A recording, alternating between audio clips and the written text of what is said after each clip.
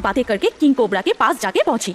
King cobra तभी अपनी गुफा पर आराम कर रहे थे। सारस ने हिम्मत जुटाकर उसे बुलाया। किंग कोबरा, रो किंग कोबरा, तुम्हारे मदद की हमें बहुत जरूरत है। मदद करो हम लोगों को, बहुत मुसीबत में पड़कर तुम्हारे पास आए हैं।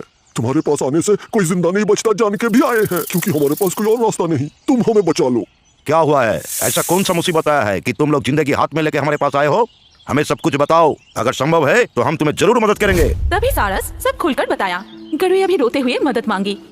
सारस और गरुया की सारी बातें सुनकर किंग कोबरा को भी दया आ गई और वो कहता है, हमारे इलाके में रह के उस चील का इतना हिम्मत, वो मासूम पंछियों को इतना परेशान कर रहा है। मैं उसको सजा दिलाऊंगा। तुम लोग जैसे भी हो उसको इधर लेके आओ, उसके बाद हम देख रहे हैं कैसे उसको सजा दिया जाए। किंग कोबरा की सारी बातें सुनकर सारस और गरुया ने एक षड्यंत्र रचा कि कैसे चील को इस टीले के ऊपर ले आए। गरुया ने कहा कि चील को वो खाने की लालच दिखाकर इस टीले के ऊपर ले आ सकती है और उसके बाद वो चील के पास जाती है। क्या हुआ? इतना देर कैसे हो गया? खाना कहाँ है? अपने बच्चों को बचाना नहीं चाहती है क्या? नहीं नहीं चाहिए, खाना लाई हूँ। आज बहुत सारा खाना मिला है इसलिए ला नहीं सका। मैं तो छोटी पक्षी हूँ ना, इसीलिए। तुम चलो मेरे साथ, दिखा दूंगी तुम्हें। तुम आराम से खा लेना। अच्छा, ये बात है। अच्छा चल फिर। ये सब कह के गरुया छल से चील को लेकर किंग कोबरा की गुफा तक पहुंचता है, जो नदी के किनारे था।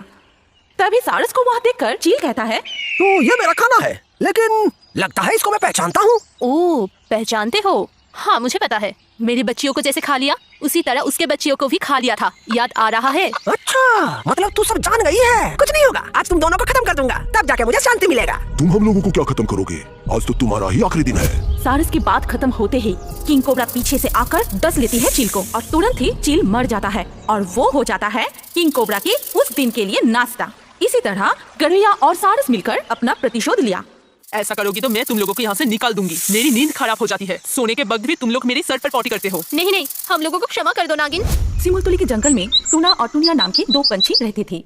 2-3 दिन से लगातार बारिश होने की वजह से उन दोनों की घर टूट गई। बड़ी मुश्किल से भी उन दोनों वहाँ पर ही रहते हैं। बारिश रुक जाने के बाद टुनिया टुन्ना को कहती है, सुनो टुन्ना, हमारी घर तो पूरी तरह से टूट गई है। इस छोटी पेड़ में घोंसला बनाना ही हमारी गलती था। एकदम ठीक टुन्ना, अगर बड़े पेड़ में हम लोग घोंसला बनाते तो ऐसा नहीं होता। तुम्हारा तो अंडा देने का वक्त भी आ चुका है। चलो हम लोग सोनाझुरी जंगल में वो जो बड़ा सा पेड़ है वहाँ पे घोंसला बनाएंगे। इसके बाद टुनिया और टुन्ना सोनाझुरी जंगल में चली जाती है और वहाँ जाके वो घोंसला बनाते हैं। उस पेड़ पे थी एक नागिन। वो नागिन उन दोनों को घर बनाते हुए देखती है और बहुत गुस्सा होते हैं और मन ही मन कहती है, अच्छा ये बात है। इस पेड़ में जहाँ मैं रहती हूँ वहाँ पर कोई आने की हिम्मत नहीं करता। वहाँ पर तुम लोग घोंसला बना के रहोगी। मैं तुम लोगों को रहने नहीं दूंगी। मैं इससे पहले बहुत पक्षियों के घोंसला तोड़ दिए थे। मेरे इस पेड़ में मैं किसी को रहने नहीं देती और तुम लोगों को भी नहीं दूंगी। उन दोनों मिलकर सारा दिन घोंसला बनाया। अगले दिन सुबह टुन्ना ने कहा, देखो तुम्हारा तो अंडा देने का समय भी हो गया है और हम लोगों का घोंसला भी तैयार हो गया है। सचमुच इतना सुंदर घोंसला होगा मैं नहीं सोची थी। मैं तो बहुत खुश हूँ और यहाँ पर शांति से हम लोग रह पाएंगे, तूफान होने के बाद भी। नागिन उन दोनों की बातें सुन रहे थे और मन ही मन कहते हैं, रुक, तुम लोगों को मजा चखाती हूँ। बहुत मजा आ रही है ना? देखती हूँ तुम लोग कैसे यहाँ पर रहते हो। मैं तो तुम लोगों को नहीं रहने दूंगी। उस पेड़ की चारों तरफ बहुत ही साफ सुथरा था, लेकिन वो पंछियाँ पॉटी करना शुरू कर देती है। वो जगह भी बहुत गंदी हो गई। अगले दिन सुबह नागिन ने उस गंदी जगह को देखकर कही, छी छी छी छी छी, मेरा प्रिय पेड़ को ये लोग कितना गंदा कर दिया है। छी, आसपास क्या कर रखा है। पूरी रात ये लोग पॉटी करके गंदा कर दिया है। रोज ऐसे ही चलता रहा तो मैं यहाँ पर रह नहीं पाऊंगी। उसी दिन सुबह टुन्ना ने कहा, तुम्हारा तो अंडा देने का समय हो गया है, कुछ खाने का इंतजाम तो करना पड़ेगा।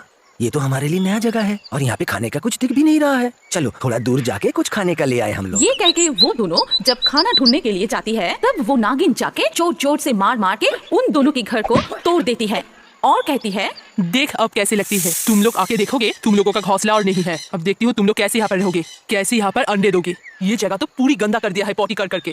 उधर उन दोनों ने खाना ढूंढने के लिए इधर उधर घूमते हुए नदी के किनारे जाकर बैठी। तभी उन दोनों के साथ नीनी और पॉपी का मुलाकात हुई। नीनी और पॉपी उन दोनों की पहले वाली घोंसले के पास रहता था। क्या हुआ तुम लोग यहाँ पर? घर टूट जाने के बाद तुम लोग तो दिखाई नहीं देते। हम लोग यहाँ सोनाझुरी जंगल में रहते हैं। मैं तो अंडा दूंगी। अंडा देने के वक्त तो एक अच्छा घर चाहिए ना, इसीलिए यहाँ पर एक बड़ा सा पेड़ में घोंसला किया है। तुम लोग एक दिन आओ, सब एक साथ मिलकर मजा करेंगे। तू पहले अंडे दे, उसके अंदर से बच्चा निकल आए, उसके बाद एक दिन तुम्हारे बच्चे को देखने जाऊंगा। ढेर सारे शुभकामनाएं। अच्छा ठीक है, तुम लोग वही करो। चलो टुनिया, अब हम लोग घर वापस जाए। जब वो दोनों लौट आई और देखा कि उन दोनों की घोंसला नीचे गिरा हुआ था। ये क्या टुन्ना, हमारा इतना बड़ा नुकसान किसने किया? हाय हाय हाय हाय, अब क्या होगा? हमने इतना मेहनत करके ये घोंसला बनाया था, पूरी टूट गई है। नया घर बनाने में बहुत कष्ट होगी। आज तक तूफान भी नहीं हुआ है, फिर ये घर कैसे टूट गया? मुझे लगता है कोई जानबूझकर ये सब किया है।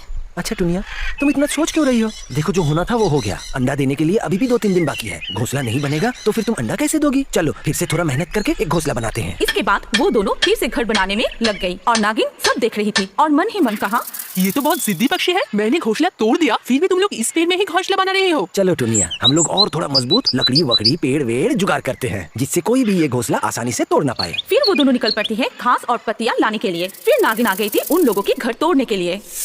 ठीक उसी वक्त टूना और टूनी भी आ जाती है। रुको, खबरदार, कौन हो तुम और तुम क्यों हमारा घोंसला तोड़ रही हो? हमने तो कोई तुम्हारा नुकसान नहीं किया, सिर्फ एक घोंसला बना के हम लोग रहना चाहते हैं। नहीं, मैं मेरी पेड़ में किसी को रहने की अनुमति नहीं देती और तुम्हें भी नहीं दूंगी। तुम लोग चले जाओ, नहीं तो मैं ये फिर से तोड़ दूंगी। तुम लोग नहीं रहोगी। कृपा करके हम लोगों को रहने दो, कुछ दिन और मुझे रहने दो। अंडे से बच्चे निकलने के बाद ही हम चले जाएंगे। ऐसे हालत पर हम लोगों को यहाँ से मत निकालो। ठीक है, पर ज्यादा दिन नहीं, 2-3 दिन के अंदर तुम लोगों को चले जाना पड़ेगा। लेकिन हाँ, तुम लोग मेरी जगह को गंदा नहीं करोगे। पूरा दिन पॉटी करके तुम लोगों ने इस जगह को गंदा कर दिया है। ऐसा करोगी तो मैं तुम लोगों को यहाँ से निकाल दूंगी। मेरी नींद खराब हो जाती है। सोने के वक्त भी तुम लोग मेरे सर पर पॉटी करते हो। नहीं नहीं, हम लोगों को क्षमा कर दो नागिन, ऐसी गलती दोबारा नहीं होगी। इसी तरह एक दिन बीत जाते हैं। आज को लेकर तो 2 दिन हो ही गया। कल टुनटुनी को यहाँ से चले जाने के लिए कहूंगी। मैं आज थोड़ा सा वो खेत से घुमाती हूँ। उसी दिन सुबह टुनिया के अंडे से बच्चे निकल आती है और टुनी और टूना भी बहुत खुश थे। देख रही हो टुनिया, हमारी बच्चे बिल्कुल तुम्हारी तरह हुआ है। सुनते हो, अब तो हमारे बच्चियों को लेकर यहाँ से चले जाना पड़ेगा। एक बात तो हमने सोचा ही नहीं, बच्चियों तो अभी अभी अंडे से निकली है, अभी तो वो लोग उड़ भी नहीं पाएगा। अभी हम लोग कैसे घोंसला छोड़ के जाएंगे? तुम सही बात बोली हो। चलो हम लोग नागिन के पास जाते हैं। नागिन, नागिन, अंदर हो क्या?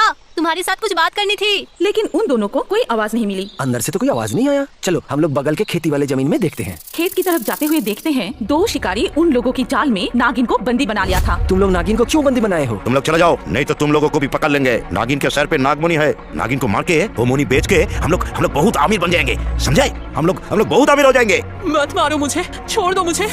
तुम परेशान मत हो नागिन, हम लोग है ना। तुमने हमें मुसीबत के समय रहने दिया था, हम लोग तुम्हें कुछ नहीं होने देंगे। ऐसा है क्या? तुम लोग हमारे साथ लड़ोगे? तुम लोगों का इतना हिम्मत? इसके बाद टुनिया और टूनी मिलकर उन दोनों शिकारी को सर पर जोर जोर से मारने शुरू कर देती है। फिर वो दोनों घायल होकर तड़पने लगता है। फिर टूनी और टूना मिलकर अपनी चोंच से जाल को काटना शुरू कर देती है और नागिन को वहाँ से मुक्ति दिलाती है। सच में आज तुम लोग नहीं रहते तो मैं जिंदा ही नहीं रहती। मैंने तुम लोगों के साथ गलत किया। तुम लोगों को कहीं जाने की जरूरत नहीं है। तुम लोग मेरी घोंसले में ही रहो। हम लोग एक साथ मिलजुल के रहेंगे। सच सचमुच हमारी परेशानी दूर हुई। ये देखो नागिन, हमारी बच्चे। सुनो, तुम लोगों को एक बात बताती हूँ। तुम लोगों की बच्ची बहुत खूबसूरत है। इन लोगों को अच्छे से देखभाल करना। मेरे पास और एक जादुई नागमणि है जो मैंने किसी को नहीं बताया। उस नागमणि को जो खाना बताओगे वो खाना तुम्हारे सामने ला देगी। उसके बाद नागिन जाकर वो मोनी उन दोनों के हाथ में सौंप देती है और वो सब मिलकर बहुत खुशी से आनंद के साथ रहने लगती है।